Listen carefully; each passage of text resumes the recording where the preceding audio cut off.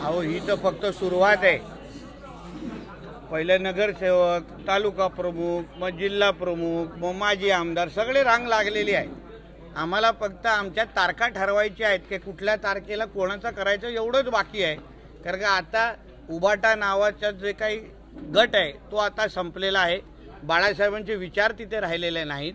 महाविकास आघाडी हिचं भावपूर्ण श्रद्धांजली झालेली आहे आणि म्हणून जिल्ह्याच्या महाराष्ट्राचा विकास करायचा असेल तर भारतीय जनता पक्ष आणि महायुतीच्याच माध्यमातून होऊ शकतो असं ह्या आमच्या सगळ्या सहकाऱ्यांना विश्वास बसला असल्यामुळे आज चांगल्यातले चांगले म्हणजे आम्ही घाण घेत नाही, आमचा काय डम्पिंग ग्राउंड नाही, पण त्याच्यातले पण असे मिलिंदजींसारखे चांगले एकदम निष्ठावान प्रामाणिक ज्यांच्या जनतेमध्ये वजन आहे अशा चांगल्यातल्या चांगल्या सहकाऱ्यांना आम्ही बरोबर घेतोय।